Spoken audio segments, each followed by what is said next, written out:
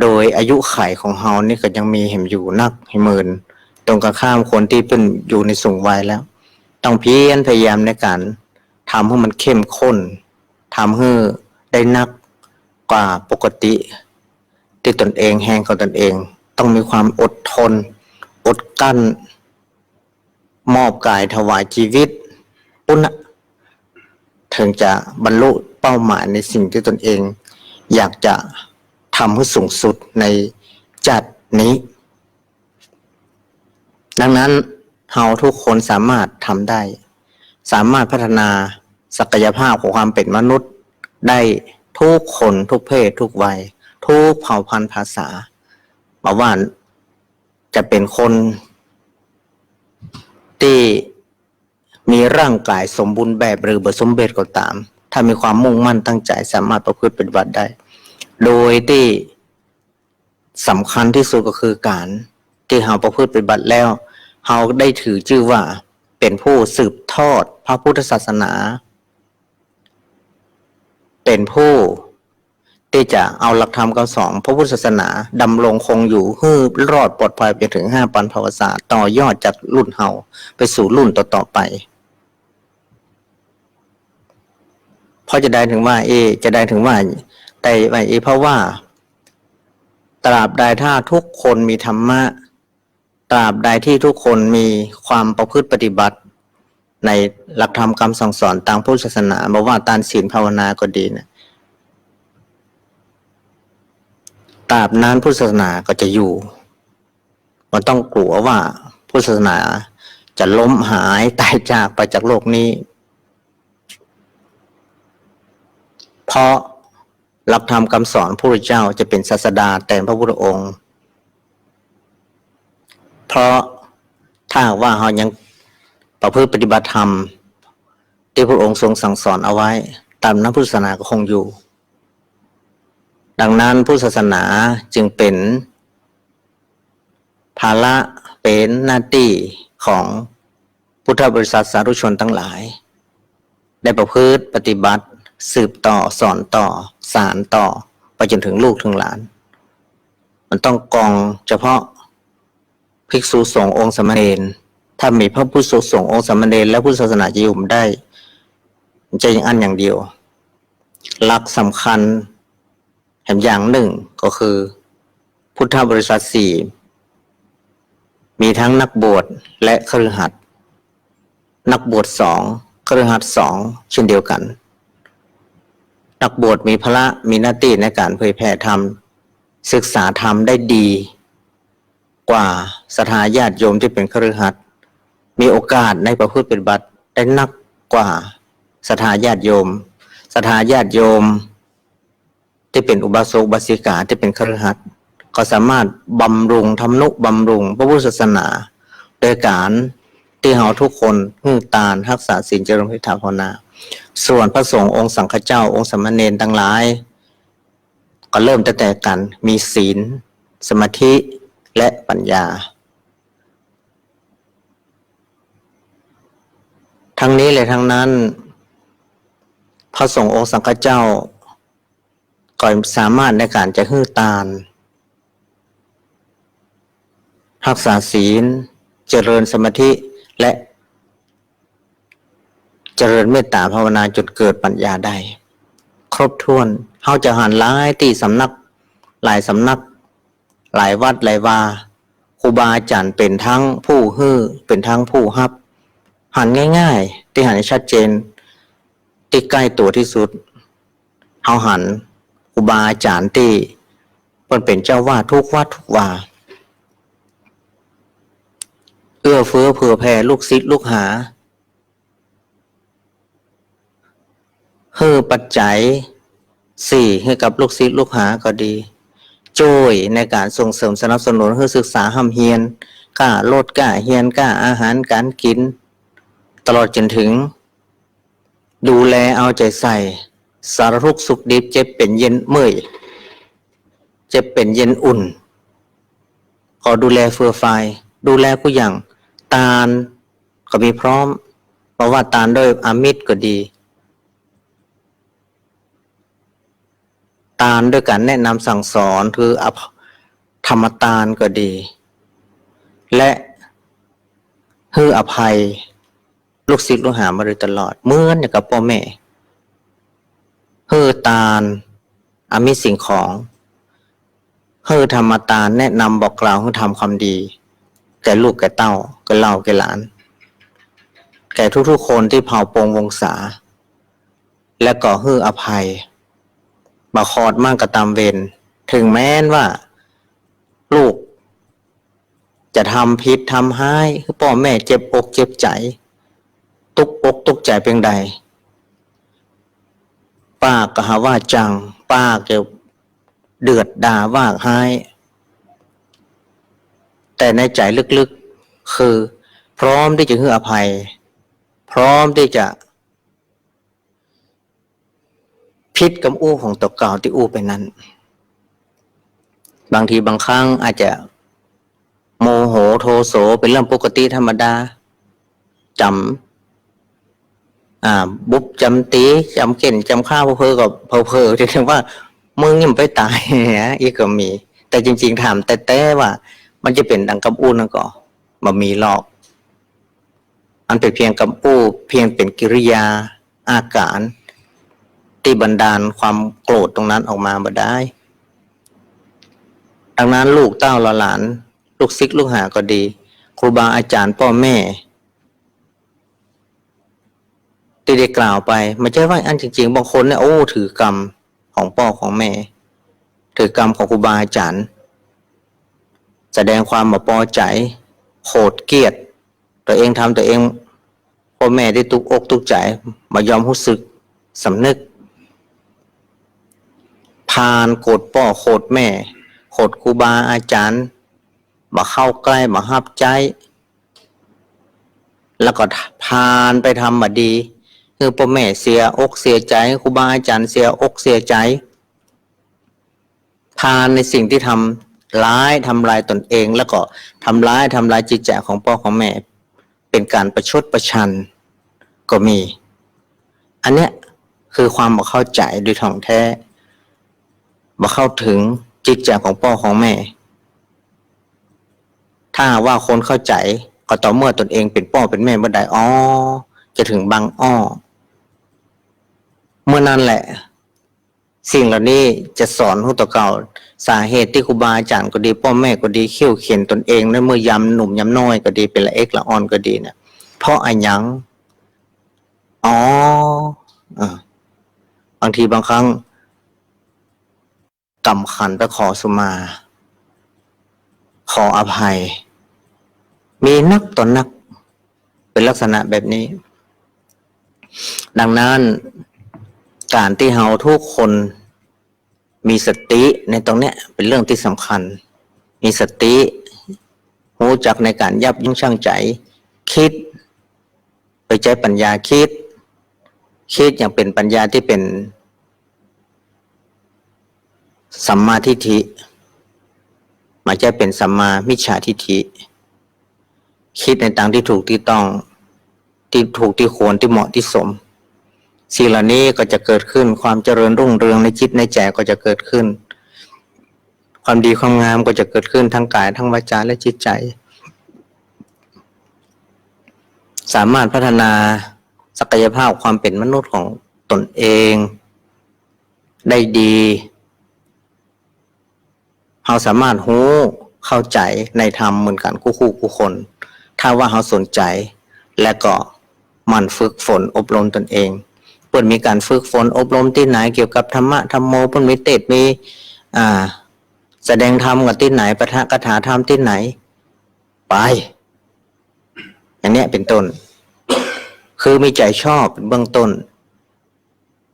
ฮักในการที่จะศึกษาเรียนรู้มีความเพียรพยายามในการที่จะทำความดีให้เกิดขึ้นบัลละบัดทิ้งบักขว้างโดยกังโหนกังหาวหรือกังครัน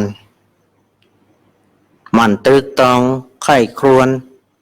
ถึงหลักการและเหตุผลแต่ก็บ่แต่จริงก็บ่จริงถ้า ถ้าว่าเป็นสิ่งที่ดีที่งามมันเป็นจริงอย่างที่ครูบาอาจารย์พ่อแม่เฒ่าแก่ครูบาอาจารย์ได้บอกกล่าวลงมือทำเมื่อลงมือทำแล้วผลก็จะก้อยๆปรากฏเฮาได้เข้าใจและก็เข้าถึงและก็จะเป็นสิ่งที่เฮากำหนดจดจำไว้ในใจและสามารถในการที่จะถ่ายทอดให้แก่ผู้อื่นต่อไปเพราะเฮามีประสบการณ์เกิดทักษะในตรงนั้นเกิดขึ้นด้วยตนเองมีประสบการณ์ด้วยตนเองไม่ใช่ว่าได้ยินได้ฟังมาอย่างเดียวเข้าใจจากการได้ยินได้ฟังอย่างเดียวไม่ใช่เพราะเฮาได้ลงมือทำแล้วเฮาได้หันผลแล้วถึงจะยอมเชื่ออย่างมีเหตุมีผลเพราะเฮาได้ลงมือทำเมื่อทำตรงนั้นสิ่งที่เกิดขึ้นสิ่งดีๆงามๆที่มันเกิดขึ้นเนี่ยมันจะกำหนดจดจำไปข้ามภพข้ามชาติโดยเฉพาะอย่างยิ่งที่ภาวนามยปัญญาอย่างที่ว่าวันเวลาจะผ่านไปบางสิ่งบางอย่างที่เราศึกษาเป็นการศึกษาเห็นรู้จากการได้ยินได้ฟังก็ดีมันอาจจะลืมเลือนได้ง่ายมาข้ามปีข้ามเดือนนะข้ามวันก็ลืมแล้วก็มีแต่ภาวนาเนี่ยมันลืมง่ายๆการที่จะเกิดปัญญาเกิดจากการภาวนาเนี่ยจะอู้กี่เตื้อกี่ครั้งก็หมื่นเก้าเพราะมันเหมือนเป็นสิ่งที่จะบันทึกกำหนดจดจำอยู่ในสมองหรือในความคิดของเราไปกุ้มเท่าเต้าตายนั่นถึงว่ามันถึงเป็นสิ่งที่กำหนดจดจำข้ามภพข้ามชาติได้จะนำปลามันอยู่ลึกในจิตใต้สำนึกของเรามันจะว่าเพียงจิตสำนึกอย่างเดียวจิตใต้สำนึกสิ่งใดก็ตามที่มันกำหนดจดจำไปถึงจิตใต้สำนึกของเราตรงเนี้ยแม้แต่เราหลับเป็นสิ่งที่ฝันมันก็จะยับยั้งชั่งใจได้อยู่ในฝันมันก็ยังสามารถยับยั้งชั่งใจได้เพราะรู้ว่าอันนั้นมันผิดอันนั้นมันถูกอันนี้อันควรอันนี้บ่ควรอันนี้เป็นโทษประโยชน์ไม่ใช่ประโยชน์มันเข้าไปถึงในจิตใต้สำนึกเพราะจิตใต้สำนึกในตอนที่เราหลับเนี่ยจิตสำนึกมันจะบ่ค่อยทำงานละหรือว่ามันปิดในการทำงานละเพราะจิตสำนึกนี้มันจะอยู่ตอนที่เราหลับตอนที่เราตื่นมึนตาโดยเหตุเพราะกลัวผิดศีลผิดธรรมเพราะกลัวกฎหมายเพราะกลัวเพิ่นจะว่าจารีตประเพณีมันผิดเอาเลยบ่ทำอันนี้คือจิตสำนึกรู้ผิดชอบชั่วดีเพราะจิตสำนึกเพราะสังคมเพราะหลักธรรมคำสอนเพราะจารีตประเพณีเพราะกฎหมายบ้านเมืองห้ามปรามเอาไว้หรือว่าบอกกล่าวถ้าภายบะเยะบะทำจะมีโทษเน้อเฮากลัวตรงนี้เลยบะทำบะเยะบะทำในสิ่งเหล่านั้นแต่ถ้าว่ามันอยู่ในจิตใจใต้สำนึกของเฮาแล้วแม้แต่ตอนหน้าและรับหลังก็ยังเหมือนเดิมถ้ามันอยู่จิตสำนึกเนี่ยรับหลังอาจจะทำแม้แต่ในฝันรับไปแล้วฝันกูอยากจะทำตอนที่ตอนมีมืนตาอยู่เนี่ยทำมาได้แต่ในฝันทำอันนี้แสดงว่ามันเป็นเพียงแต่จิตสำนึกของเรามันไม่ใช่อยู่ในจิตใต้สำนึกของเราเหตุการณ์ต่างๆที่เราสามารถจะทำได้ในเวลาที่เรายังมืนตาอยู่เนี่ยหรือหูคิงอยู่เนี่ยมันสามารถทำได้เนี่ยมันไปทำในฝันโดยก็หูอยู่ว่ามันผิดแต่ก็ใจว่าอยากจะทำเลยทำลงไปแต่ถ้าว่าเป็นจิตใต้สำนึกของเราแล้วเนี่ยมันจะหูคิงอยู่แม้แต่อยู่ในฝันเราก็กลัวอยู่ไม่อยากทำแล้วก็มาทำในสิ่งเหล่านั้นอันนี้เป็นเรื่องมหัศจรรย์ถ้ามาเจอก็ลองพอลองทำแล้วก็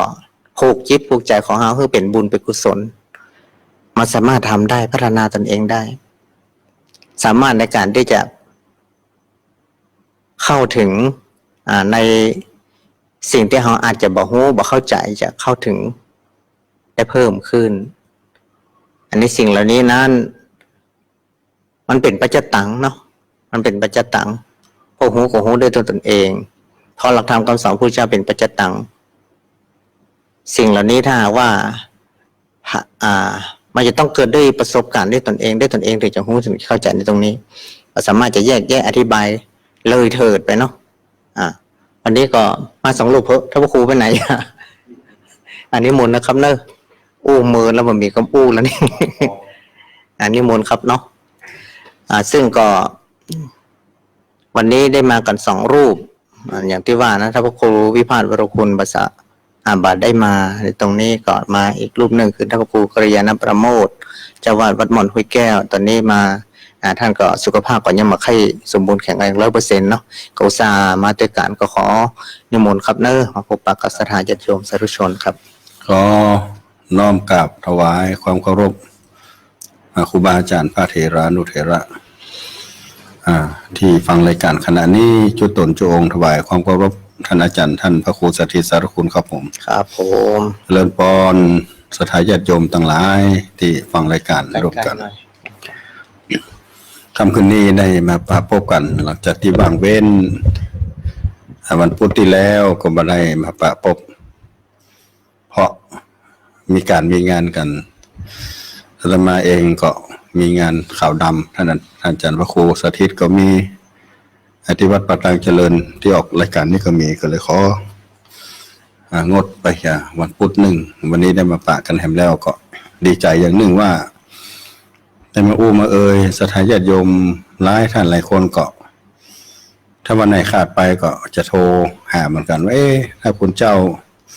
หรือเจ้าหายไปไหนแบบว่าออกรายการวันที่ก็เป็นห่วงเป็นใยว่าเป็นนั่นเป็นนี่ก้าเนาะครับได้อย่างเลยว่าหน้าที่เขาลบทานก็ทำคือขาดหายไปพ่องก็มีการจัดพระสงฆ์องค์เจ้าตนอื่นเพื่อนเพื่อนมามามาพบปะกับพ่อแม่ศรัทธาญาติโยมเขาก็ฟังไปกุตนกุองค์ก็ได้ประโยชน์เหมือนกันนะก็นั่งฟังท่านอาจารย์ท่านพระครูสถิตได้ธรรมะอธิบายนำธรรมคำสอนของพระสัมมาสัมพุทธเจ้าคือกับศรัทธาญาติโยมทั้งหลายได้ฟังนั่นมันก็เป็นความรู้สึกส่วนหนึ่งที่มีความเข้าใจอย่างเดียวกันในความเป็นตัวเจ้าว่าเมื่อเราได้พบในสิ่งที่ดีที่งามที่มีประโยชน์แล้วในนำธรรมคำสอนที่องค์พระสัมมาสัมพุทธเจ้าทรงได้วางไว้คือเราได้ศึกษา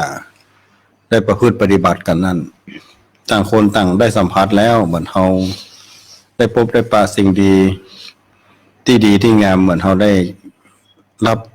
สัมผัสกับรสชาติอาหารก็ดีกลิ่นอันหอมก็ดีของสิ่งใดสิ่งหนึ่งเหมือนเดียวกัน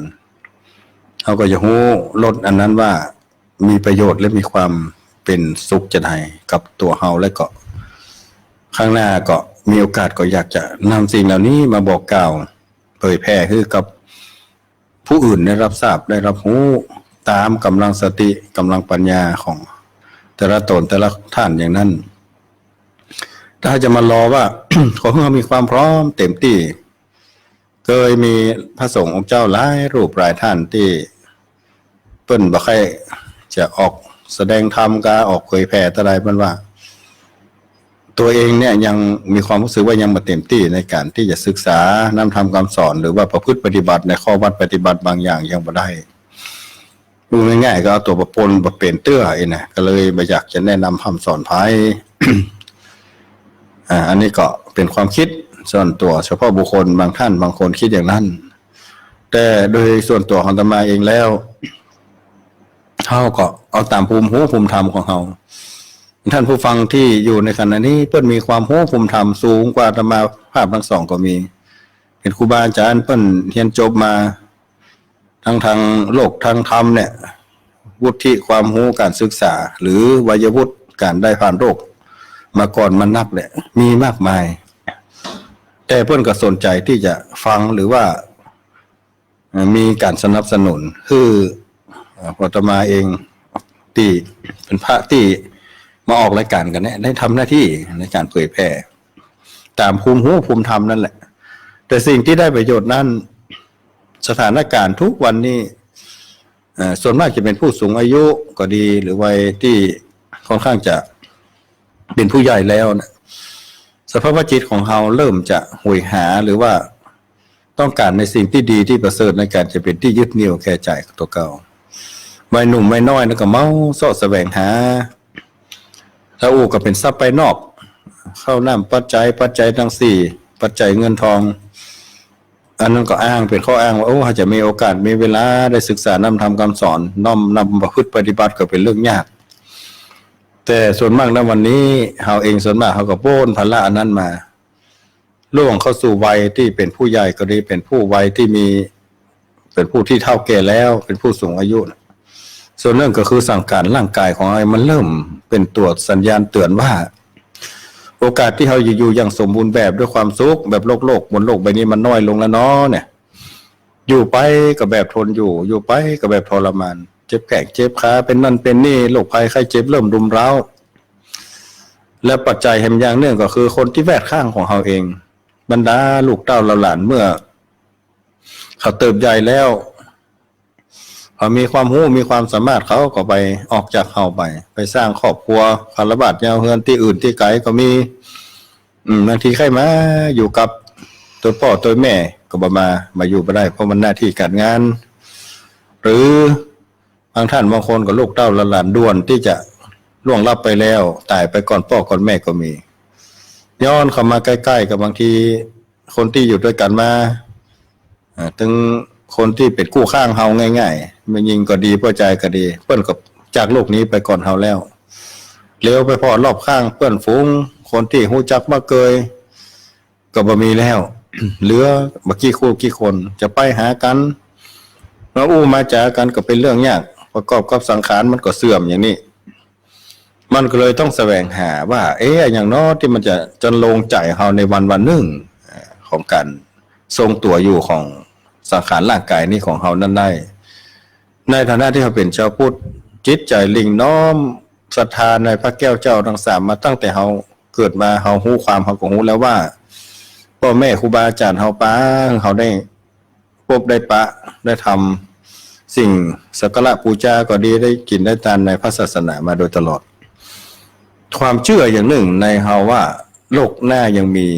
มันบ่จบแค่วันนี้มันยังมีสิ่งข้างหน้าอีกมากมายที่เราจะต้องเผชิญเจอเรื่องวิบากแห่งกรรมอย่างนี้ความเชื่อเหล่านี้ความศรัทธาเหล่านี้เป็นพื้นฐานที่เราได้ฝึกมาแล้วทำให้จิตใจเราลิงน้อมมาในการที่หายึดเหนี่ยวในสิ่งที่ประเสริฐเพื่อแก่ชีวิตนั่นก็คือน้ำธรรมคำสอนนั่นเองครูบาอาจารย์แต่ละตนละองค์ก็ได้เอาสิ่งเหล่านี้แหละมาเป็นหยิบยื่นมาแบ่งปันให้กับพ่อแม่ศรัทธาญาติโยมญาติโยมหลายท่านก็ไม่ได้อยู่ในวัยที่เป็นผู้สูงอายุตั้งแต่วัยที่กำลังทำงานทำกิจกรรมหน้าที่หลายอย่างแต่บางคนก็มีโอกาสได้ทำความดีเพื่อสังคมเป็นจิตอาสาเป็นอสม.เป็นอย่างไรทำการทำงานเคยโทรมาหาอาตมาว่าการทำงานในสังคมทุกวันนี้บางทีมันได้รับการกระทบในเรื่องของความเป็นที่พออกพอใจเนาะแต่พอได้เมื่อคืนมาก็ดีมาเจ้าได้ฟังครูบาอาจารย์เพื่อนเอาทำหมดนั่นหมดนี่ข้อนั้นมามาเตือนสติเตือนใจเขาก็ทำให้มีแหงมีกำลังใจมีการที่ลุกขึ้นมาทำดีต่อไปอย่างนี้อันนี้ก็นับว่าเป็นประโยชน์จริงสำหรับผู้ที่ฟังจริงอย่างนั้นแล้วมาขอหยิบยกว่าในการดำเนินชีวิตนั้นเขาจะดำเนินไปทางวิถีทางใดก็ตามทุกเพศทุกวัยนะเมื่อเขามีการกระทำทางกายก็ดีวาจาเขาก็ดีในแต่ละวันกิจกรรมจะเป็นการเสวะหากินทำการทำงานหรือแม้การทำความดีนั่นบุญกุศลอย่างใดก็ตามมันย่อมไปเข้าตาหรือว่าไปได้ยินไปกระทบกับส่วนอื่นของท่านอื่นคนอื่นที่รับรู้และสัมผัสกับเขาแต่คนในครอบครัวก็ดีคนในแวดวงใกล้เคียงที่ได้รู้ได้รับรู้ข้อมูลข่าวสารกับเขาก็ดีเพิ่นก็ย่อมมีเสียงสะท้อนที่จะต่อตัวเขาเข้ามาว่าบางคนเพิ่นก็จะคิดว่าดีเนาะที่เพิ่นทำอย่างนั้นนะบางคนก็บอกบ่ดีเนาะที่ไปแย่จะอันบางคนก็หันกันนิ่งๆเฉยๆบ่ได้สนใจว่าดีหรือบ่ดีเนี่ยคนเพิ่นยังมี3ประเภทในการที่จะพอเข้ามากระทบเข้ามาแก่ตัวเราว่าเราทำอะไรลงไปก็ตามเนี่ยอาตมาเองจะเป็นบทสวดมนต์ปรง สังขารเป็นบทสุญญตาอย่างตอนแมลงทุกวันพระที่ไปร่วมสวดมนต์เราจะทำอะไรลงไปก็ตามคนย่อมรู้สึกกับเราสักอย่างน้อย3ประเภทคือเขาว่าเราดีบ้างเขาว่าเราไม่ดีบ้างเขาไม่สนใจกับเราเลยบ้างเราจะไม่ค้านไม่เถียงและไม่หวั่นไหวโดยประการทั้งปวงเพราะทุกสิ่งทุกอย่างเป็นของพระธรรม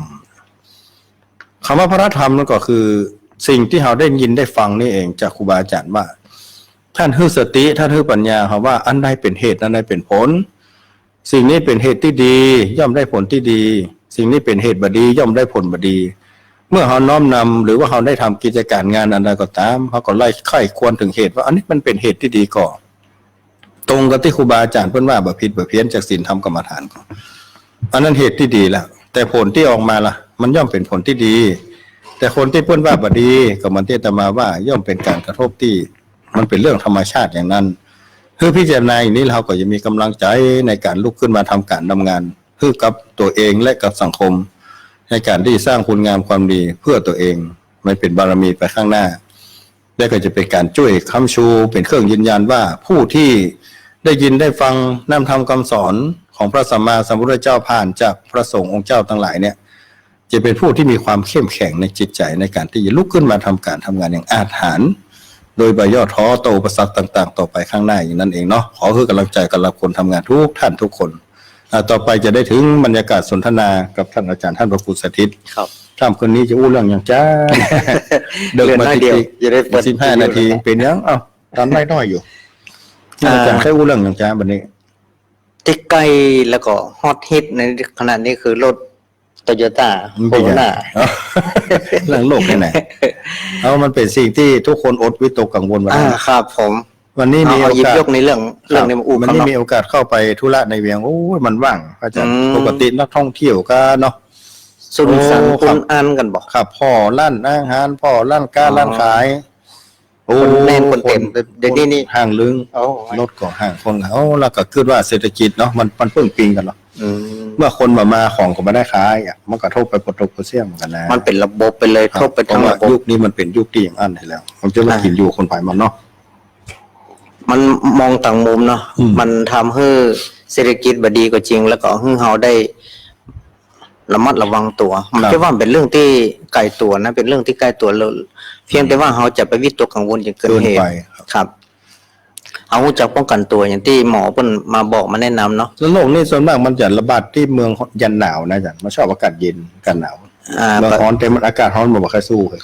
ก็มีเหมือนกันนะครับเพราะว่าเขาออกดึกก็ร้อนดึกก็เย็นดึกก็ร้อนดึกก็เย็นอยู่แล้วดังนั้นการที่มันระบาดในตรงเนี้ยคือระมัดระวังยึดถือประพฤติปฏิบัติโดยการที่ใส่หน้ากากการล้างมือการกินอาหารแต่ที่เพิ่นดึงออกข่าวเนาะแม้แต่วิธีสอนการล้างมือก็มีสั่นล้างมือได้กินร้อนช้อนกลางเนาะครับถ้าว่าเขาทำอย่างนี้ก็เขาสามารถว่าเขาประคองตนเองในเวลาที่มันวิกฤตในตอนนี้ต่างคนก็ต่างกลัวต่างคนก็ต่างวิตกกังวลบางคนก็หาที่พึ่งนะพระอาจารย์แต่เจ้าได้ยินพอข่าวว่าพุ่นไปผูกจาแหวนหรอกที่ทางใต้มันน่ะครับแหวนนี่มันเป็นแหวนน้ำโมแหวนเนี่ยเขาเป็นว่ามันมีตำนานว่าแต่ก่อนเนี่ยโรคว่าโรคอย่างระบาดเนี่ยเพื่อแปลงแหวนน้ำโมนี่ขึ้นมาแล้วคนได้ใส่ล่อแต่แหวนน้ำโมเคยได้หาดีเนาะครับแล้วก่อนโค่นก็โลกับไปผูกจาเดี๋ยวนี้อย่างนั้นว่าเศรษฐกิจจะดีขึ้นหมุนเวียนเงินจะหมุนเวียนเงินจะสะพัดแต่พระสงฆ์พูดกับกำชับมันแบรนด์นี่มันไม่ได้ช่วยตลอดนะอยากก็ต้องปฏิบัติตัวอยู่ที่บ้านคือเราจะเชื่ออย่างบางสิ่งบางอย่างก็ต้องมีปัญญาในการพิจารณาเนาะไม่ใช่ว่าเขาจะเสี่ยงตัวเองอยู่เหนือแล้วอย่าไปสั่งเอาปูนมานี่องค์พระสัมมาสัมพุทธเจ้าเพิ่นเชื่อเรื่องเหตุเรื่องปัจจัยครับเรื่องเหตุผลแล้วสิ่งนี้มีสิ่งนี้จึงเกิดเนี่ยตั้งอยู่ในความประมาทสิ่งเหล่านี้ก็บ่เกิดแก่เฮาหรือว่าถ้าในที่สุดมันเป็นนะเขาก็เชื่อเรื่องวิธีแห่งกรรมครับมาอดีตกรรมที่เขาสร้างสมมามันจะลั่งมาต้องมาเป็นจี้จ้าในยุคนี้สมัยนี้เป็นบางทีก็ต้องเปิดใจให้ยอมรับ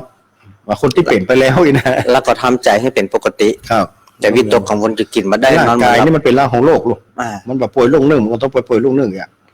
เมื่อสมัยแต่ก่อนมันก็เกิดหลายโรคแล้วเนาะโรคซาก้อนนะเป็น100 กว่าปีนี่เป็นว่าไ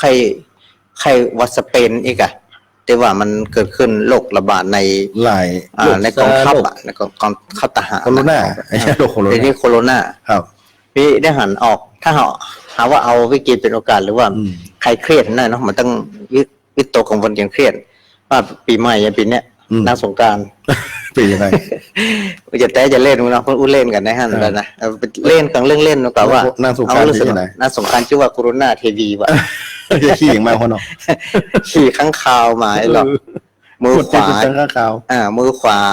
กับมันแอลกอฮอล์ มือซ้ายกับมันเครื่องวัดประหลอดประหลอดวัดไข้ อืม ทัดดอกไม้จันทร์ ดอกนี่มันไม่ใช่มันกันล่าเลย ขี่อันข้างคาวออกถ้ำเนี่ยแต่เรื่องตลกเนาะ ครับ อ่านไปแล้วก็ตลกโอ้นี่เพื่อที่จะให้คณะสถานใครเครียดอะไรเนาะ ครับ มันเป็นเรื่องอะไรอย่างที่เราควรที่จะระวังแฮะ แต่ว่ามีโอกาสได้นั่งโอ้หลวงพ่อองค์หนึ่งเนาะมันอยู่วัดคนเดียววัดกับเป็นใหญ่นะ ครับ ใกล้คนพอสมควรแล้วขนาดว่าหลวงพ่ออยู่คนเดียวว่ะอย่างได้บ่มีไผอยู่ตัวบ่นั่นกะเวลาค่ำคืนเจเป็นก็เป็นอยู่นะวันนั้นก็หน้ามืดดิเนาะถ้าถามอย่างไรอ่ะก็อยู่วันน่ะกะโตบ่กลัวคนเฮาถ้าอย่าตายฟันเพิ่นอู้คำสูตรเนาะ ครับ เอาใจเหี้ยวหมอแวดเตียงมันถ้ามันจะตายมันถึงตายตัว น่ะ ถ้ามันมาตายมันถึงถ้ามันถึงเวลาเฮาเนี่ยน่ะมันอยู่ไหนมันก็ตาย น่ะ คนจะดูแลเฮาดีอย่างใดก็จ้างก็ตาย คนที่จะคิดอีกนิดหน่อยก็หา ผมก็ว่าโอ้เนี่ยสุดยอดของกำกึดไอ้เนาะ ครับ แทนที่เฮาจะนึกห่วงแล้วลูกหลานกูมีไหนอย่างนั้นอย่างนี้เฮาเฒ่าแก่มาไอ้เนาะมาแวดล้อมมาพ่อเข้ากันแต่เพิ่นก็ดูเฉยๆถ้าถามว่าหลวงพ่อสบายดีก็เฮาก็พ่อเพิ่นก็ดูบ่จะสบายนะแล้วก็มีมันแล้วก็หน้ามืดแล้วยังได้อยู่คนเดียวอันนั้นก็อยู่ไป ถ้ามันถึงที่มันก็ไปกัน นี่มาเขาโป่งเนาะยิ่ง อันนี้ก็คือแหล่งถ้าเท่าปลูกได้นะจ๊ะ ครับ บางคนเท่าบ่ปลูกก็มีนะ อืม เนาะทีนี้พ่อแม่ศรัทธาญาติโย ยิ่ง ม เท่ายิ่งกลัวตาย เนี่ยก็ได้ยินข่าวว่าเนี่ยลองถามจัดเก้ากว่านักกว่าน้อยเอาเนาะคนที่ฟังเนี่ย ก็ลองถาม ถามจัดเก้านะผู้วิไม่อุ้ยต่างหลายญาติโยมต่างหลายเนาะถามจัดเก้าว่าเขามีความรู้สึกหวั่นไหวมอกใด โรคภัยไข้เจ็บผู้สิ่งผู้อย่างมันอยู่มันมีอยู่แล้ว แต่ว่า อืม ถ้าหากว่าเรามีความมีบอกประมาทได้นะมีสติอยู่มีความระลึกรู้อยู่เนี่ยป้องกันตัวแฮะ แล้วก็ ในฐานะที่เขาเป็นผู้นักฟังธรรมะบ่สิ่งที่เขาได้ยินได้ฟังมาเนี่ย เมื่อเขาได้ยินอย่างนี้มันจะช่วยใจเขาได้นักแต่ก่อเพราะมันเจอของจริงแล้วเขาได้ยินข่าวเชิงลบมันออกทุกวันนะข้อข่าวทุกวันโอ้โลกนั้นประเด็นนี้เพิ่มมาแล้ว ประเทศนั้นก่อนหลายประเทศนี้ก่อนหลายอันเนาะแล้วก็เมื่อเขาเสพข้อมูลเหล่านี้แล้ว สิ่งที่ครูบาอาจารย์เคยอู้มาเนี่ย พยายามในการที่จะเสพในสิ่งที่ดี ครับ ๆถ้าว่าเขาเสพในสิ่งที่บ่ดีมันก็จะเกิดวิตกกังวล ที่จริงถ้าเราอู้เรื่องการเข้าใจธรรมะของพระสัมมาสัมพุทธเจ้า สิ่งเหล่านี้มันย่อมเป็นอารมณ์ที่ตรวจทดสอบหรือว่าตรวจสอบธรรมทั้งสิ้นนะอาจารย์ แม่ การที่ได้อารมณ์ดีๆอย่างเดียวมันเพิ่นว่าอย่างก็ใช่ที่ดีๆนะมันมาสอนธรรมะตะไรมันต้องเป็นสิ่งที่บดี เพราะสิ่งที่ ตุ๊ก มันเป็นสิ่งที่ดีๆนั่นเป็นสิ่งที่ทำให้เขาชอบนั่นแหละ หลง ทำให้หลง บหันทุกโตด มหัน นี่ ตุ นะ ก ครับ หันโตด แต่ถ้าเขาผ่านว่า ตุกอะไรกัน กับสิ่งหายที่มันมากระทบกายทบใจก็ดี อัน นะ เนี้ย แล้วเขาจะเป็นตัวกระตุ้นคือเขาว่าเขารู้ธรรมะนักก่อว่าเขาจะเผชิญกับสิ่งนั้นได้อย่างไรเพราะในโลกของความเป็นจริงเนี่ย มันจะต้องมีแน่นอนถึงแม้ว่าโลกนี้บ่เกิดก็พอถ้าคิดเป็นเปอร์เซ็นต์หนึ่งวันเนี่ยโรคโคโรนาเนี่ยไม่นะกัน โคโรนา ตายต่อวันเนี่ยก็มาคิดกับเปอร์เซ็นต์ของคนตายอุบัติเหตุนะพระอาจารย์ หนัก มันก็นักเหลือโลกนี้ก่อน ยิงกันทุกวันฆ่ากันทุกวันเนาะ พอเผลอเนี่ยทำอัตวินิบาตก็จะนัก นัก เลย กว่าแล้วก็คนเครียดฆ่าตัวตายยิงกันตายกันนักเนี่ยโลกนี้น่ากลัวกว่าโรคโคโรนากันนะ แม่น เนี่ยเขาคิดว่าถ้ามันถึงอย่างนั้นเนี่ยใจเองเขาก็มันมาโดนอย่างนึงมันต้องไปโดนอย่างนึงความขายในรีของคนเนี่ยมันต้องทำความเข้าใจอีกก่อนว่าถ้าวันหนึ่งมาเขาจะต้องตายให้จะทำใจจะได้หรือว่าให้จะเตรียมพร้อมกับมันจะได้มันโลกใดกับโลกหนึ่งมันต้องเกิด ตรงนี้แหละถ้าหากว่าท่านผู้ฟัง ครับ จังกึดเนาะจังกึดในการตามหลักความเป็นจริงเราก็สามารถได้จะกับข้าประคอง ใน ได้ ในเรื่องที่เราพยายามพยายามย้ำเหมือนจะว่าเราไปขึ้นเรื่องที่บอกเป็นมงคลนะแต่ว่าสิ่งเหล่านี้มันจะต้องเปลี่ยนจริงอ่ะแต่ในเรื่องของการศึกษาธรรมะของพระสัมมาสัมพุทธเจ้าเพิ่นบอกสอนปฏิเสธเรื่องความจริงของชีวิตหรอกพื้นฐานของชีวิตโดยทั่วไปเป็นอย่างนั้นก็ต้องเรียนรู้อย่าง ประจำ ว่า นั้น คนเขาเกิดแก่เจ็บตายเนี่ยคือ ครับ เป็นพื้นฐานของซอสเลยเหมือนจะว่ามนุษย์คนเดียว สรรพชีวิต ที่ เนาะ เกิดขึ้นมา กฎไตรลักษณ์อนิจจังทุกขังอนัตตาก็เป็นกฎที่ต้องหู ธรรม ทุกคน ชาติ ครับ ต้องมีอยู่แล้ว เพราะฉะนั้นเราพยายามทำความเข้าใจกฎธรรมชาติพื้นฐานที่มีครับผม แล้วเราเรียนรู้ที่อยู่ก็เปิ้นอย่างไร แม่น แต่จะว่าเราจะไปแค่ทุกที่ไหนมันจะไปจะหลีกโป้นบ่เมื่อเราหลีกบ่โป้นแต่เราเรียนรู้ที่อยู่กับมัน สิ่งเหล่านี้จะเป็นปัญญาหรอ ครับอันนั้นถึงว่าลิขิตมันลิขิตเป็นโอกาสเอาอย่างที่มันเลวร้ายที่มันบดีมันกลับสอนเรื่องดีๆแก่เรานะ นั่นล่ะ พระเจ้าตรัสรู้ธรรมผมพยายามย้ำมาขึ้นด้วยคำว่าทุกข์อ่ะ ผมบอกว่าสูงขึ้นนะเนาะ แสดงว่าเข้าใจว่าสิ่งอย่างต่างๆนะถ้าว่าเราพยายามศึกษาเรียนรู้สมาธิอย่างกำเรื่องเตียนอาจารย์วรชัยจังอูเนาะ ครับ แต่หันขี้เหล้าเนี่ยหันขี้เหล้ามันมองเป็นครูสอนได้นะมันมองต่างมุมเนาะเอาโคเกด้าคน แล้วว่าที่เล่าอาปะนอนยุบเพียข้างกลางให้นะ นั่นเป็นมันเป็นครูสอนเขาได้นะ แล้วมาถามว่าอย่างเขาเนี่ยจะเอาสตางค์เขาจะได้เป็นนอนยุบวันจะเอาก่ออย่าง แล้วก็มาเอาเนี่ยแล้วอันนั้นก็ดีกัน นะ ขอบคุณที่เพิ่นเป็นตัวละครแสดงเขาก่อถ้าว่าเขากินเขาก็อย่างเพื่อนนั่นแหละ แม่ เนี่ย อันนี้ไม่ใช่อันนี้ผมแม้แต่คนบ้านที่มีปัญญาเหมือนพระอาจารย์ว่าที่ไม่ใช่ว่าเฉพาะทุกเจ้าที่จะรู้ธรรมนะครับ ผม โยมคนหนึ่งเนี่ยเพิ่นดูแลพ่อที่เป็นอัมพฤกษ์หลายปีนะ คือว่า เอามาพึ่งเอาผ้า มาพลาดเลยนะครับ อ๋อ นอนติดเตียงอ่ะคนใดก็มาดูแลเพราะว่าลูกนี่ก็แกต้องมาดูแลแล้วจะบอกว่าณวันหนึ่งเมื่อพ่อตายแล้วเขาก็ถามว่าเธอเหมือนกับในที่สุดเธอก็ทำหน้าที่จนถึงที่สุดแล้วเนาะว่าเคยเตือนมันบอกว่าวันหนึ่งมันต้องจบลงเนอะแต่เขาต้องอดทนว่าของอันนี้มันเกิดแล้วมันต้องดาวแปดแต่เวลาเท่านั้นเองเพราะนั้นเขาอดทนวันต่อวันก่อนแกก็บอกว่าผมรู้สึกว่าขอบคุณเหมือนกันที่ได้ทำสถานการณ์นี้ที่ต้องปะเจอสิ่งนี้ เจอสถานการณ์แบบนี้ ครับเพราะว่าแตะกอนเนี้ยเคยประมาทกินเล่นกินยากินเหล้าเมายาเนาะแต่มาพอเอาตัวอย่างของผู้ที่เจ็บป่วยพ่อของตัวเองว่าเมื่อเพิ่นประมาทอย่างนั้นบ้านฝ่ายของชีวิตต้องมาเป็นอย่างเงี้ยที่เขาต้องได้ใจใส่เดิมเหมือนกับว่าขอบคุณละที่มันเป็นตัวอย่างที่ได้สอนให้เพิ่นได้สติขึ้นมาได้รู้ธรรมะ โอ้ย อันนี้บอกว่าโอ้นี่สุดยอดเลยแทนที่จะไปนึกน้อยเนื้อต่ำใจหรือว่านึกตีโพยตีพายว่าเขายังต้องมาเจอเหตุการณ์อย่างนี้มันไม่ใช่แต่ปรับสภาพจิตใหม่ให้ยอมรับก็ยอมรับวันเหนื่อยๆนะเพราะว่าคนต้องพอคนที่เป็นท่านแต่เคยให้กำลังใจเพื่อนมาตลอดว่าวันหนึ่งมันต้องจบลงนะแต่ครับพยายามทำหน้าที่ของเขาให้ดีที่สุด เสร็จนี้ผมกึศแล้วเข้าใจแล้วกัน แล้วก็บอกว่า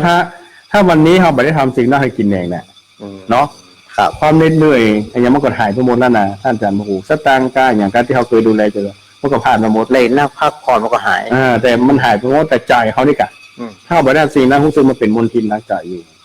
อันนั้นมันกินแหน่ง กิน เสี่ แห ย น ง งกินบะเสี่ยงถูกต้องกินแหนง มันจะกินบะเสี่ยง แน่นถ้ายังก็จะมันเป็นมลทินแล้วมันภายบ่หัวหูแก่ใจ สิ่งเหล่านี้เนี่ยเขาได้เยอะได้ทำในตรงนี้โอ้อยากก็ขอบคุณ ครับ ขอบคุณที่เขาได้เยอะได้ทำในตรงนี้ มันจะเป็นมุมมองกลับกันไปอย่าง ครับ จากมุมลบกับมุมบวก ก็เอาง่ายอย่างเขาเองเนาะท่านอาจารย์พระครูอยู่ในวัดได้มาคลองตัวมันตั้งแต่เป็นพระสงฆ์องค์เนรเขาก็เหมือนกันเพื่อมาขึ้นย้อนหลังว่าเขาไล่ไปประเดี๋ยวนะถ้าเขาบอกทำแต่ต้นห้อยอย่างมันเป็นความภูมิใจของเขามันได้นะอาจารย์ นั่นบางสิ่งบางอย่างเป็นสิ่งที่เขาต้องเผชิญด้วยตนเองอะ ครับ ต้องเจอด้วยตนเองถึงหูบางสิ่งบางอย่างนี่มันจะว่า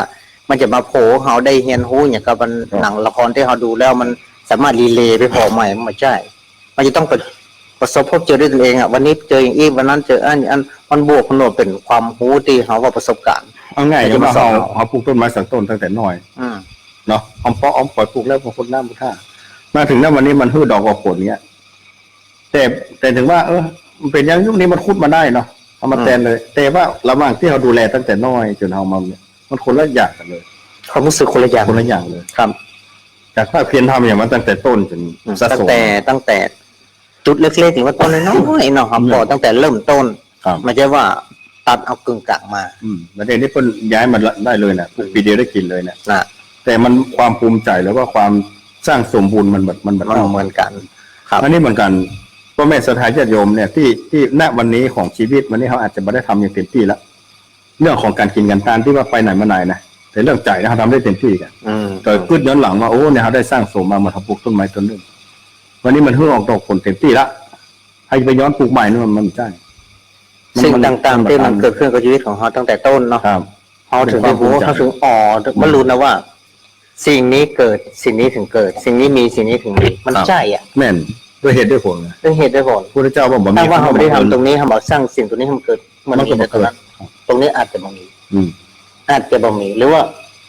บ่มีอยู่เลย เต็มที่เลยบ่ไม่มีความภูมิใจก็อันนี้ก็ตะกี้ที่อู้ก็มีโยมจังโทรมาว่าโอ้ถึงวันนี้ได้กำลังใจจากคุณเจ้าทั้งหลายเนอะที่มาอู้เพราะว่าในการทำงานในสังคมมันถูกกระทบเนาะแล้วเกิดการเหนื่อยล้าเกิดการท้อแท้นะครับ อันนี้แหละมันจะเป็นกำลังใจให้เฮาโหต่อไปทางหน้านี่เขาจะภาคภูมิใจในสิ่งที่เฮาทุกข์ร้อนนั่นเดี๋ยวนี้ที่เฮาเจอสิ่งต่างๆ ที่มันบ่พอใจท้อแท้ท้อถอย เราผ่านมาได้ ผ่านได้อันนั้นเขาจะภูมิใจ สามารถพูดได้เต็มปากเต็มคำเขาเลยว่า ตรงนี้เขาอยู่ เติ ผ่าน ม มา ความ แล้ว เข้มแข็งเหมือนต้นตี แล้ว มีด ก็สา เนาะ มารถให้คำแนะนำคนอื่นได้ มันน่าไปรู้ว่า พูดได้เต็มปาก เทคนิคการทำงานคือคุณต้องโดนอย่างนี้นะเคยแต่ก่อนเคยอู้อันคนเปิ้นเฮาหันว่าเปิ้นจะว่าทนได้ในการที่ถูกคนอื่นว่า คนบ้านไหนผมบอกว่าวันนี้มันน้อยท่านแต่ก่อนนี่ผม เจอนัก เรื่องกว่านี้เพราะว่าไปโฆษณาขายของใครอย่างเนี้ย อ๋อ หนังขายยาอย่างไงเนาะ อ่ะ โอ้มันโดนด่าโดนบดิมกี่ก้อมห้องสปะจนนี้เนี่ยเปิ้นว่าเรื่องมื้อเองนี่มันเล็กน้อย อันนั้นแหละเหมือนกับว่า คนที่ผ่านร้อนผ่านหนาวมันหนัก ใช่มัน หรือว่าคนเขาว่าตีมีด หลาย ยิ่ง คนนะ โดนไฟฮ้อน ยิ่งโดนบุบโดนตีมีดนั่นจะยิ่งคม นั่นก็ ใช่ ดังนั้นการที่เราถูกโจมตีก็ดีถูกกล่าวหาว่าร้ายเหมือนกับไฟฮ้อนที่มันไหม้ตกเราแล้วเราผ่านตรงนี้ไปได้ แล้วเราจะเป็นมีดที่คม ใช่ เนาะ ความภูมิใจนี่จะเกิด ขึ้น ตอนนี้2-3 ทุ่มตึ้งป่ายไปละแต่เปิดสายแล้ว เนาะ เนาะ ใส่เนาะ ท่านผู้ฟังที่ฟังในวันนี้ อยู่ที่ใดก็ดีเชียงใหม่ลำพูนลำปางแป่น่านพะเยาเชียงไฮ้ได้ยินได้ฟังอยู่ในขณะนี้น้อมเจริญพรเนอโทรมาได้0520100084โทรเข้ามาได้มาอู้มาเอ่ยมาคือกำลังใจมีปัญหาจะถามก็ถามได้ หรือจะมีข้อแนะเสนอแนะหรือว่ามาอู้มาจากันอย่างต่างๆนั้นนะมาได้ทุกอย่างเนาะมาคือมาอู้มาจากันแต่วันนี้น้อมเจริญพรหน่อย0520100084อ้าวสายแรกเข้ามาแล้ว จากทางใดเอ่ยเจริญพร ไหว้จ่าเจ้าพระคุณ แม่ประณี สององค์เจ้า เบอร์หนึ่ง อยู่นอก ฟัง แต่ปานนี้ต้องเรื่องเวียงลอง ว่าไป พระพระครูมือน่ะนอก ว่าไปเลยแม่ยี่หยางวันนี้ ว่ามันเลยนอก ว่าไปเลย ว่าไปเลย ผู้สูงว่าอย่างก็ติดตามพระครูตลอดเลยนอนฟังก็ถึงวัน วันนี้มากัน2 โต๊ะ2 องค์แม่ไปจะได้พ่องอู้จ่าวันนี้ วันจีดเป็นนิจิตได้ใจดีด้วยม่วนแล้วว่าครูอู้เกี่ยมมันทำที่ว่าอู้กันน่ะแม่ฟังสนจิตสนใจจะดีครับพวก ขอบคุณนะแม่เนอ ให้กำลังใจพระครูสองตนสององค์เนอะ สาธุแม่ปรันมีบ้านต้นเพิ่งของเวียงหนองล่องจากวัดลำพูนเนาะ0520100084เอาสายต่อไปจากทางใดจ้าอุบาสกอุบาสิกาเจริญพรเจริญพร พระครูเจ้า แม่สายทองตา ชัดเจนดีเจ้าโอ้เข้าใจดีดูนั่งฟังไปของข้ารับของตน โอ้ย นั่งแล้วก็ลาวกา คนเสียงเย็นแล้วมันหรอ เอ เดี๋ อ ยว หนุ่มเป็นเย็น ชัดเจนดีนะเจ้า เย็นดีเนาะสาธุโมทนาแม่เนอสาธุแม่สายทองบันเทิงเนาะ0520100084เจริญพร กับภาษาเจ้า เอานี่ตั้งใดเนี่ยแม่ แม่อยู่พะเยาพระเจ้าแม่กตา แม่รับนะ แม่รัตดา บ้านเข้ากรรม โอ้ยเข้ากำแม่นอ เจ้าได้ฟังเมื่อนั้นนะเจ้า ฟังเป็นประจำวันนี้ติดเหมือนกันได้ไหมแต่ เจ้า เพื่อ ให้ จะได้ กำลังใจเนอะ ชัดเจนดีบ่ เจ้า ชัดเจนเนาะ อำเภอจูนเนาะวัดดอกคำใต้ อำเภอดอกคำใต้ก็อำเภอจูนแม่ จุนเจ้า อำเภอจูนเนาะ บ้านห้วยข้าวกำอำเภอจุน อำเภอ แม่มันได้โทรเมินนั่นน่ะ ไอโทรหมื่นละหายไปเนาะ โอเบิร์น โทรบัติดก้าแต่ว่าบัตตัน แม่ เป็น ไปเอวหาลูกอยู่กำลังมาเจ้า ไปที่ไหนมา อยู่ที่ไหนนะเจ้า อ๋อนึกว่าไปต่างประเทศจะโดนกักตัวเนอะ ต่างประเทศก็ไปอะกัวนะเจ้า จะโดนกักตัว สาธุนะแม่เนอะ เจ้าแม่กำลัง รัก ใจ ษาบุญรักษา ต่อ052010008 โทรเข้ามาเนาะแต่นี้จับกันได้ขออนุญาตรับสายเจริญปอนเจริญปอนติลเนอร์อู้กันทางโทรศัพท์ โอ้ เนาะ พระคุณเจ้าขอกลับไหว้เจ้า แม่ยัง แม่ยังนี่ จ่าเจ้า แม่โทรจับที่ไหน อำเภอพานเจ้าจังหวัดเชียงรายเจ้า แม่ชื่อหยัง แม่ร้อนเจ้าแม่ร้อนสางกระดังเจ้า แม่วอน แม่วอนนี่สายแรกก็มาติดวันนี้ ฮะ แม่ติดสายแรกกับแม่วอนนี่ อันนี้มันซื้อตั้งหลายสายแล้วหนานี่แม่ร้อนโทรสายที่ 3แล้วหาสายที่ 3สายที่ 4เนี่ย ครั้งที่ 3ครั้งที่ 4ล่ะ จะ อ๋อ โทรแบบทุกคืนแล้ว อ๋อ สบายใจมีความสุขเนาะ แม่ฟังชัดเจนบอ อ๋อมันมีสายอยู่นะ สักสายอยู่ขึ้น แล้วมองโอ้ยโอ้ย แม่อยู่ ยัง บ้าน ไง เนี่ย ครับ แม่ ไม่ แม่ รับ งั้น คุณนะ แม่อยู่บ้านอย่างก็ อยู่อำเภอพานจังหวัดเชียงรายบ้านไม้ท่าเรือ มันใหม่ท่าเรื มัน อ หมายเนี่ยแค่ ตำบลสมเขตอำเภอพานจังหวัดเชียงรายเจ้าหมู่7เจ้าท่าเรือเจ้า โอ้ อยู่ในชมรมของผู้สูงอายุเจ้าแต่ว่ายังบ่สูงเกินเจ้าอยากบ่ต้องห้องแม่เหรอเจ้าต้องแค่โยมธรรมดาโยมบอล โยม ไอ้เยี่ยม เจ้าเจ้าโอเคเจ้าหรือจะเป็นบาปหรือจะเป็นบาปครับโยมบอลเนาะ สาธุนะเยี่ยม ก็หาอยู่แค่อย่างเข้า60 ปีนี่แต่ว่าอยู่ในชมรมของกลุ่มผู้สูงวัย เริ่ม ส กิน ว เดื ส อน วเดี๋ยวแบบสวสว เริ่มกินเงินเดือน อันนี้ไป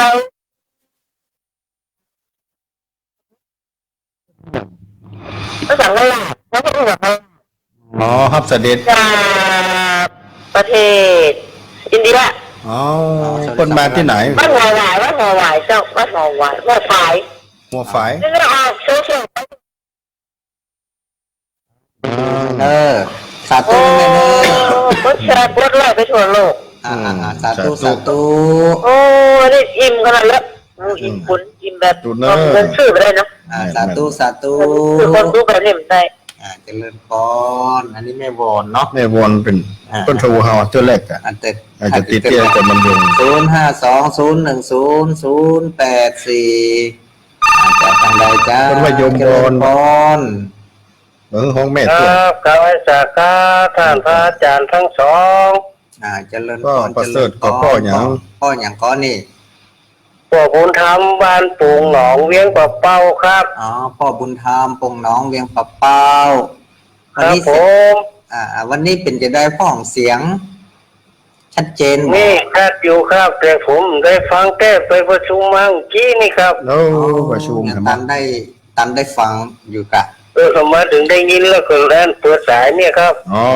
มาได้ยินกันตั้งแต่ คนประชุมมาหยังนี่ ประชุมประจำเดือนบ้านหมู่บ้านครับ คนหลวงห้องประชุมบ่ ครับ แล้วคุณก็ให้ไปเถียงกันยักยักกัน ยินดีเจ้าหน้าปนเนอร์ ครับผมกล่าวให้สักครับ ประชุมไม่คืนมันจะยุ่งเลย 052010084เนาะไปจะโทรตั้งใดจ้าฟังกันอยู่จ้าหรือว่ารับกันไปหมดละ มี ทุกคน อาจารย์เจ้าท่าน แม่อย่างเนาะ ผมส่งคนกับโอ้ แม่อย่าง นี่แม่อย่างเอ่ย แม่หลงมันอำเภอลีบันบัวเจ้า บ้านบว ไม่ ก หลงมันบวกคนลีเนาะ เจ้า โอ้ยังโทรหากันเป็นประจำเนาะแม่ อา เนาะ ผู้ตรวจผู้องค์เจ้า ดีแล้ว ดีละสัตว์ตุ้มนะ โอ้แอม วันนี้ฟังเป็นจะได้พ้องเสียงไปได้ฟั ฟั ง ง เลย เข้าใจดีมันมีก็สาระเยอะ แม่ฟังตั้งแต่ต้นเลยเนาะ เขาทำกันแต่ต้นเจ้า สาธุเนอ แม่หลง เจ๊ไปพิจารณาเอานะแม่เนาะ เจ้า สาธุแม่หลงจากอำเภอลีบ้านบวกอำเภอลีเนาะ052010084โทรจากที่ไหนจะได้ก็โทรกลับเข้ามาแฮมเนอร์เจริญปอน เจ้าไม่ฝ่าเจ้า แม่ อันนี้แม่สังเอ่ยรายงานตัวหน่อย แม่บัวเขียวลี อ๋อบ่ได้โทรเมินแล้วนะแม่บัวเขียวอ่ะ แม่บัวเขียวกะ บ้านหลังโทรกัน แม่บัวเขียวบ้านบางดินกะ เจ้า บางดินหลังอำเภอบ้านโฮงหลังอำเภอลี อำเภอลี หลังอำเภอลี แล้วนี่เป็นเสียงอาจารย์สมบัติก็ต้อง อันนี้พระครูสถิตกับพระ เพ ค ราะ รู ว่า สม คุณสถิตหลวงพ่อขาวเนาะ ครับ นั่นน่ะเจ้าว่าโทรหาท่านอาจารย์สมบัติอ่ะโอ้ยอย่างว่าตีสักอย่างเหรอ อ๋อเบอร์เก่านะแม่เหยบ่เปลี่ยนเหรอ โอ้โทรกำลังตูดหลับ อ๋อ ตื่นอ่ะ แต่ว่าจะแสดงว่าของแม่โทรศัพท์แม่ผิดปกติละ แล้วก็โทรศัพท์ไม่โทรหาคนอื่นก็ฮับได้เหรอถ้าของท่านแม่โทรไปมันจะได้ว่าอีนะเราเลยไม่ได้ไม่ได้ติดต่อเลย อ๋อ อ๋อยังดูได้ เนาะ ก็เลยจะลองโทรไปหา ฟังอยู่ชัดเจนดีนะเจ้า โทรได้ลองโทรไปหาแม่เนอะ เดี๋ยวนะพ่อครูเพิ่งว่าก็ได้จะโทรปิกไปหาเนอะออกรายการ เจ้า สาธุแม่บัวเขียวบ้านบางดีหลัง อำเภอลีคุณเจ้าโตมาอุ่นหลัง เขาเป็นประจำกับ โทรนี่บัดติด พระยา นะครับ ประโมท โทรมาไม่ดู สายต่อไปเจริญปอน เจ้ากับนมัสการเจ้าค่ะท่านพระครูท่านอาจารย์เจ้า เจริญปอนแม่โทรจากไหนรายงานตัวหน่อย แม่จำนวนโทรจากอำเภอฝางเจ้า แม่จันนวล แม่ อำเภ จั อน น ฝาว ล ง จากบ้านอย่างแม่ ป้านไหนอย่างก็แม่ บ้านแม่เมาต้นจุ่ม โอ้แม่แมวต้นตุ่มแต่จะแม่แมวขี้เล็กเนาะ บางคนละบ้าน ที่นี่แม่เมาที่เล็กแต่แม่จำนวนนี่แม่เมาต้นจุ่ม อ๋อ เข้าวัดเดียวกันนะมันคนละหมู่เนี่ยกับเจ้า ลำบุญแยกกัน ใกล้กัน เนาะ ใกล้กันนะแม่ แยกกันแม่เมาที่เล็กหมู่หนึ่งแม่เมาต้นจุ่มหมู่สองแยกกัน เมื่อก่อนเป็นหมู่บ้านเดียวกันเนาะ ตอนนี้เป็นหมู่เดียวกันยังมารู้นะเป็นแยก น้ำที่แม่แมวเนาะชื่อห้วยแม่แมวกัน น้ำเมาแม่น้ำเมานะคะ อ๋อน้ำแมว แม่ฟังชัดเจนเนาะของ ก็ ขึ้น ฟังอาจารย์ท่านพระครูสถิตสารคุณผู้เลี้ยงไปปฏิบัติธรรมวัดศรีจำจอมแม่ก็เคยไปมาละ อื อ๋อ ม ดีละกัน ไปได้ไปช่วยท่านพระครูเจ้าคณะอำเภอน่ะก็ได้เจ้า4 วันท่านพระครูเป็นได้55 วันเนี่ยค่ะ แม่ได้ซาซีก่อนโอ้ก็ดีรู้ป้นคอดเหมือนกันเนาะ เดี๋ยวนี้อันตีวัดพระบาทอุดมเนาะสำนักปฏิบัติธรรมน้ำบ่อสาวา เจ้าวันนี้ทุกวันเสาร์อ่ะเจ้า เอาดีละกันแม่ไปต่อยอดทั้งนั้นเมเนอร์ไปประจำ แม่ เนอ ไป ร์ แม่ไปกุฏิกุตังทั้งนั้นพุทโธทั้งอย่างก้อยทุกหนอพักหนออย่างอย่าไปกุฏิกุตัง ดีละกันดีละกัน เจ้า ขอบเกิดส อ ติ ย่าง ปัญ นี้ ญา แม่สุ เนาะ ขภาพมาคดีเลยขาดไปก่อนเนี่ยค่ะ อ๋อ อาจจะได้แล้วขออนุโมทนาบุญกับแม่เนอร์ เจ้าใบสาเจ้า แม่จันนวล จำนวน แม่มาต้นตุ่ม ต้น ตุ่ ตุ่ ม ม ครับ เจริญปอน ใบสาเจ้า เจริญปอนแม่โทรจากที่ไหนรายงานตัวหน่อย ใบสาอันท่านพระครูสองส่วนสององค์เจ้า เจริญปอนเจริญปอน อาเล็กเจ้า แม่ปานีเนาะ แม่ปานีเนาะ เจ้า ตะกี้เมาต้นตุ่มเดี๋ยวนี้เมาขี้เล็กใกล้กันทันได้ เจ้า เน็ต แค่ เตอ เท่า ร์ กันหน่อยค่ะอาที่เล็กนี่คนยังได้กินกันยาอยู่เนาะ เดือน6เป็งที่ผ่านมาเนี่ยแม่เนาะ เจ้าดีแล้วจ้ะ กินกันละเจ้า ได้กินกันแล้ว เจ้า เอากำน้ำพริกกับว่าแกง อันเอากับน้ำพริกกันน้ำพริกอ่องเจ้า เจ้าเปิดมาแต่ไหนแม่โอ้ยอด ให้ฮู้แต่ว่าคนนั้นที่เพิ่นเอามากับครั้งคนแรกนั้น เป็นไผ่เนาะจากเนี้ยแต่ หมูเนื้อ สาธุนะแม่เนอ เจ้าผมกำลังใจท่านทั้งสอง ยาเนาะ คนสององค์นะเจ้า มันเป็นลมขมเป็นยา 052010084ถูกคำ คัดกันเลยแน่แม่แมวสองแม่แมวน่ะ เจริญปอน ภาษาเจ้า แม่รายงานเลยจากที่ไหนชื่อหยัง มันเจ็ดอยู่โฮมเจ้า แจ้ห่ม จะห่มลำปางกับแม่ เจ้า แม่หยังก็ แม่ดวงตาเจ้า แม่ดวงตา เจ้าวันแม่ตาในเจ้า แม่ตานา บ้านแม่ แม่ตานาย ง่วนดีเข้าใจเจ้า มุกเข้าใจเนาะเอาเป็นแบบคือปฏิบัติจะแม่เนอจะเป็นคุณเป็นประโยชน์เนาะถ้าได้ยินได้ฟังแล้วมันเปิดสิ่งที่ดีที่งามก็เอาไปใช้ได้นะแม่เนอ เจ้า จะได้เป็นบุญเป็นกุศล แม่ดวงตา เจ้า สาธุแม่ฟังคนเดียวท่านก็ เจ้าฟังคนเดียวเจ้า คนอื่น ทาง ฟัง บ้าน บ้านอื่นฟังบ่ะ เพิ่นฟังกันหลายกว่าแม่ในบ้านนั้น หลายเจ้า คุณบ่ได้โทรเนาะ โทรมาเนาะไม่เป็นตัวแทนกันแล้วกันเนาะ ฟังเหมือนกันว่าโทรเหมือนกันไม่เจ้ามันติด อ พยายามมาเนอะ มันโคตรมันเป๊ะเตอะมันติดสักวันอะ ไปสาเจ้า ตู052010004มากันเรื่อยๆเนอะได้หลายสายอยู่เนาะโทรกันมาเนอะจังไรเอ่ยเจริญพร เจ้าก็ไปสาเจ้าจังละกู โยมเหรอ เจริญพรโยมโทรจากที่ไหนชื่ออะไรยัง โทรจากพะเยาเจ้า ชื่อหยัง วันนี้มันหนักแต่ชื่ออย่างก็ อันใจสีน้อยแน่ จากสีถ้อย เจ้าแม่ใจสีน้อยกับมัธยาแม่เจ้าแม่นิคมเจ้า แม่นิคม แม่นิคม เจ้า บ้านสีถ้อยครับ อำเภอแม่ใจ จังหวัดพะเยา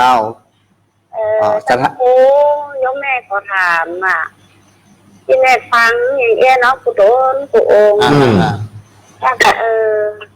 ถ้าแม่ได้ดาลูกดาหลานเนี่ย ลูกหลานแม่จะอันจะเป็นบ้าคนนี้ ลูกจะเป็นบาปว่าแม่เป็นบาป ลูกอ่ะ ลูกมันเรื่องนี้เนาะ ลูกแม่จะบ้าพระเจ้า ลูกเขาตอบโต้อย่างใดพ่อง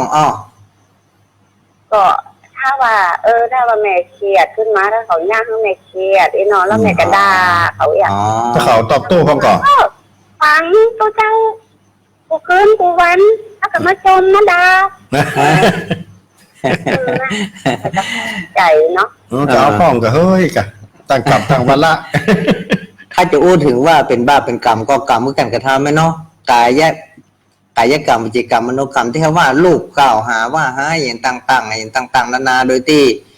บ่ลดลาวาสองนั่นก็เป็นกรรมของเขาเป็นวิบากของเขานี่แม่เนอะในส่วนตัวของเขานะเขาเจตนาทุกสิ่งทุกอย่างอยู่ที่เจตนาทางนั้นนะแม่แต่ที่เขากล่าวเขาก็ดีเดือดดาลเขาก็ดีนะเอาข้อที่ใจของเขาก่อนใจของเขาเจตนาที่จะว่าอันจริงๆก็ถ้าว่าเขาผสมผสานตรงนั้นตัวเจตนาตัวมันก็เป็นวิบากต่อไปทางหน้านะแม่ถ้าอดได้อดเนาะเพราะอันเป็นคำว่าความโกรธกระทำให้เขาหน้าเป็นหน้ายากไปเหี้ยถ้าเขาอยู่สุขสบายเขามีจิตใจที่เอื้ออาทรมีเมตตาก็เหมือนกับหน้าเป็นหน้าพระเนาะดังนั้นจิตใจของคนเขาถ้าเป็นผู้ชนก็จะแม่เฮ้ยบางครั้งก็เป็นพระบางครั้งก็เป็นมารบางครั้งก็เป็นดังพระพรหมบางองค์ก็เป็นดังมนุษย์ต่ำสุดเป็นได้ถึงเดรัจฉานดังนั้นการที่เขาจะกล่าวหาว่าให้ต่างๆลูกตอบโต้ก็ดีนั่นเป็นการตอบโต้แบบคนที่เขาว่ายังมีความห้าความโลภความโกรธความหลงอยู่ไหมเฮ้ยถ้าจะได้เป็นบาปมันเป็นบาปมันนั่นอยู่ที่เจตนาเป็นหลักถ้าหากว่าเป็นลูกตอบโต้นี่ก็ดีเนี่ยมันก็จะเป็นสิ่งที่เป็นบาปอยู่กันนั่นแหละแต่ว่าเจตนานั้นมันจะเป็นบาปนักน้อยอยู่ที่เจตนาเหมือนกันเนาะก็คือตอบโต้ไม่ด้วย ถ้าเขายับยั้งชั่งใจได้เขาเพื่อภัยของเขาก็มันก็ต้องเพื่อภัยเขาไปเห็นได้ไหมเนอะเจ้าเขาจะว่าแล้วก็เพื่อภัยเขาไปเห็นถ้าลูกหันว่าแม่เพื่อภัยเข้าสู่สภาพปกติเขาก็จะมีจิตใจที่ปกติเหมือนกันนะแม่เนาะเรามาตั้งแม่ก็ต้องตั้งเขาก่อนลูกเต้าเนาะอย่างได้ก็ดีคือลูกเต้าเขาไปตั้งเขาตั้งเขาแหกูเขาดีๆแหมันก็หายไปแล้วไงเรื่องความโกรธทั้งหลายนะมันมีเป็นธรรมดาเนาะก็เดินสูงแม่กันเนาะสูงมาคือไปแหถ้าเดือนจีพี่ใหม่ลูกเต้าตอบขันดอกเขาตอบไม้ก็สูงมาก็ห้าก่อนเนอะสันสาธุสาธุจะมาโก้สาธุองค์เลยจ้าตูเป็นอภัยทานไปการพึ่งอภัยสมบัติฟอนมันก็ต้องเว้นต่อกันก็จะเป็นที่บัตรขันนั้นเนาะได้กับภัยอย่างเดียวคือห้าภัยการพึ่งอภัยคือการพึ่งแบบไม่ขาดทุนเนาะถ้าเกิดตามเลิศฟอนแม่จ๋าจ้าทุกสองพันจะโอ้มาเจ้าแม่ยังเอ่ยรายงานตัวหน่อยแม่สลัดแต่ซ้อนนะเจ้าแม่สลัดแจ้ซ้อนลำปางเนาะฟังเป็นประจำก็แม่ฟังเป็นประจำเลยเจ้าวันนั้นได้ทั้งไม่เสียใจนะเจ้าเสียใจจะได้เจ้าวันนั้นได้ทั้งไม่เสียใจต้องฟังกูโดนกูโอ้ทุกวันทุกวันนะเจ้าดีละกาจิตใจหน่งฟ้อนไปตังธรรมะธรรมโมได้ไหมจะได้จิตใจชื่นเบิกบานเนาะต่างกรรมต่างวาระในวาระนี้เขาเป็นจิตใจที่เป็นบุญกุศลเป็นบุญกับตนตัวของแม่เนอเจ้าบุญรักษาเนอะแม่เนอเจ้าสาธุมาสัก2-3 สายเนาะ 052010084ตั้งหลับปูนยังได้ ตักใส่ ไม่ค่อยก็เจอเนาะ ครับโดยหล่อมีสักใส่ครับ เจ้าไหว้สาเจ้า เจริญปอนแม่โทรจากที่ไหน เนาะโทรจากบ้านเสาหินเจ้า เศร้า เสาหิน เจ้า เสา บ้าน หิน เสาหินอำเภอฝาง อำเภอฝางตำบลอะไรอย่างแม่ก็ได้ยินนี่ ตำบลเวียงเนี่ยเจ้า บ้านเสาหินอำเภอตำบลเวียงอำเภอฝางเนาะ ฝางเจ้า แม่โทรเป็นครั้งแรกกันในวันพุธนี้ อย่างก็เจ้า โทรติดครั้งแรกกันในวันพุธนี้ นั่นละเอาโทรติดครั้งสองครั้งแล้วมันติด แม่ชื่อหยัง แม่ชื่ออย่างก็ แม่เม็ดเจ้า หึ แม่เม็ดจิ๋วเม็ดเดียวเนี่ย แม่เม็ด โอ้เม็ดเดียว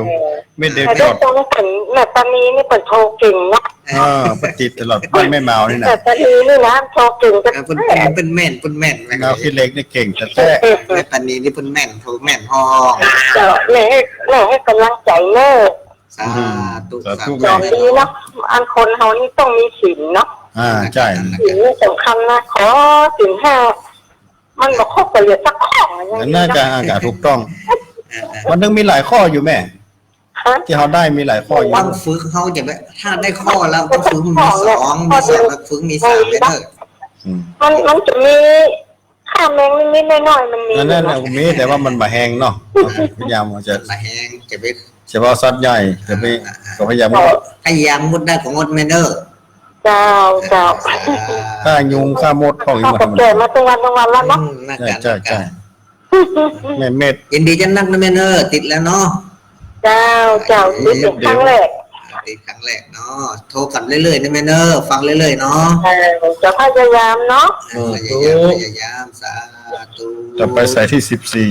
ใส่ที่ต่อไปจะใส่ตังใดเอ่ย052010084เอา15สายเนาะสายนี้ไปขออนุญาตเป็นสายสุดท้าย ยังมาเชื่อ จะเริ่มปอน ลองสุดท้าย ก็ไม่ใส่เจ้า แม่ยัง แม่อะไรเอ่ยรายงานตัวคุ้นๆอยู่นะ นะ ลุ้นต้องการจะ แม่ลู ลุ้ ก นต้องการจะ แม่เลี้ยงต้องซ่าน อ๋อ เจ้า โอ้ ไม่ใส่พินหายไปเนอะ ไม่ใส่พินหายไปไม่รุนมากันรุ่นไหน เจ้าไม่ใส่พินไม่เทปะ ยังเมินแล้วนะ ได้ยินเมินแล้วแน่ไม่ใส่พินนี่ หายไป มันเยอะเลยเจ้า ป้ากันห้องป้าบอกพ่อเนอะตัวเจ้าถามหาบอก ถ้าป้าก็อู้กำว่าตัวเจ้าวันติดวัน จะมาโทรหาพ่อมันนะ เจ้าวันนั้นจะไปยังไงเจ้า อ๋อโดยไหน ดอยได้แม่ เดินมาสัมภาษณ์เจ้า อ๋อ จำพอค่ะนี่ตัวเจ้าได้หลอกเป็นเมนเนอร์เจอันจังไห้ เจ้า มัน จะไปสาเจ้า โทรแม่เอาใส่สุดท้ายเดิมสายหนึ่ง พอเป็นสายสุดท้ายตะกี้เป็นสาย14เนาะนี่พอเป็นสายสุดท้ายเนอะสาย15เนาะจากภายตั้งได้ปิดท้ายรายการเป็นลูกเล่าโคงโฮมเนาะเจริญปอน ไหว้สาเจ้าท่านพระครูสองตนสององค์เจ้า แม่ยัง เจริญปอนแม่เป็นว่าแม่โทรจากที่ไหน โอ้จากบ้านบวกป.5 ตำบลนครเจดีย์อำเภอสะตางเจ้า แม่ยัง บวก5 เคยได้ยินสักเกือบ บวก5แม่อย่างจืมลืมชื่อไปละ แม่ไก่แก้ววงคำเจ้า แม่ใส่แก้ว ไข่แก้ววงค เจ้า ำนี่สายใหม่รู้เนี่ย เจ้า แม่ตีครั้งแรกก็ เจ้า โอ้อากาศฟังตลอดบอกหรือว่าก็หาฟังนี่ ก็ฟังตลอดอ่ะเจ้าว่าได้โทรเจ้า อ๋อไม่ได้โทรกะ นครเจ เจ้า ดีย์ ฟังคนโทรกันเดี๋ยวนี้ฟังธรรมะเดี๋ยวเข้าใจดีเจ้า โอ้ดีใจดีขึ้นเนาะแม่เนาะ อันใดที่มันดีก็จะนำไปปฏิบั ตั้ง ติ แต่ถูกต้องเลย ดี ได้ แล้ว ประโย ดี ชน์ แล้วถูกต้องแล้วแม่เอ๋ย เจ้า แล้วก็การปฏิบัตินี่ผู้หูได้ตนเองปฏิบัติก็ได้เองใครทำคนนั้นได้มันก็เขากินข้าวเขาก็อิ่มเองนะแม่เนาะ เจ้าเป็นกำลังใจเนอะฟังตลอดเลยเจ้าท่านฟังเจ้าหน้าเจ้า สาธุเนอ หมดเนาะ15สาย ไม่สาเจ้า เจริญพรขออนุญาต มาทวนแล้วบอก ทวนให้น้อยทวนให้น้อย ค่ำคืนนี้คืนวันพุธที่11มีนาเนาะ63วุฒิกับ15สาย1สายที่1แม่ปราณีบ้านต้นเพิงเวียงหนองร่องนิติดสายแรกสายที่2แม่สายทองบ้านห้วยการบ้านโฮงตะปูนสายที่3แม่รัตดาบ้านห้วยเข้ากำอำเภอจุนจังหวัดพะเยา สายที่สี่โยมวอนเพิ่นมือของแม่แต่เพิ่นหนุ่ม ตัวเป็นบ่าวบ้านใหม่ท่าเรือตำบลสันมะเข็ดอำเภอพานจังหวัดเชียงรายสายที่ห้าพ่อบุญธรรมบ้านปงหนองเวียงป่าเป้าจังหวัดเชียงรายสายที่หกแม่หลงบ้านบวกอำเภอลี้จังหวัดลำพูนสายที่เจ็ดแม่บัวเขียวบ้านวังดินหลังอำเภอลี้จังหวัดลำพูนสายที่แปดแม่จำนวน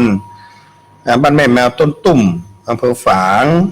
ติดรายการเป็นครั้งแรกเนาะสายที่เก้าแม่ปราณีอันนี้ทัดกันเลยบ้านแม่แมวขี้เล็กอำเภอฝางบ้านใกล้กันหมู่หนึ่งหมู่สองเนี่ยสายที่สิบแม่ดวงตาบ้านแม่ตาในอำเภอแจ้ห่มจังหวัดลำปางสายที่11ยมนิคมและบ้านแม่ใจสีถ้อยจังหวัดพะเยาสายที่12แม่สลัดมันแจ้ซ้อนจังหวัดลำปางสายที่13แม่เม็ดเดียวหมดไป แม่เม็ดเดียวบ้านเสาหินตำบลเวียงอำเภอเมืองฝางจังหวัดเชียงใหม่สายที่14แม่รุนบ้านต้งซ่านอำเภอเมืองปานจังหวัดลำปางสายที่15สายสุดท้ายแม่ไข่แก้วบ้านบวกก่อ5นครเจดีย์จังหวัดลำพูนครับผม ครับผมนิมนต์พระครูปิดรายการเลย ค่ำคืนนี้เวลาหมดแล้วอาตมาภาพทั้งสองขอได้นำรายการจากพ่อแม่ศรัทธาญาติโยมเนาะโอกาสหน้าคืนวันพุธหรือว่าคืนวันอาทิตย์จะได้มาปะพบกับศรัทธาญาติโยมทั้งหลายค่ำคืนนี้ขอบุญบารมีเกิดจากการได้สร้างคุณงามความดีวันนี้ขอปกปักรักษาพ่อแม่ศรัทธาญาติโยมทั้งหลายเพื่อได้อยู่เย็นเป็นสุขมีอายุตีขาเตียงมันได้อยู่กำจูวรพุทธศาสนาได้อยู่สร้างบารมีของตนให้ได้แก่กล้าไปตั้งหน้าใจเหมือนกันทุกท่านทุกคนเถิด สาธุ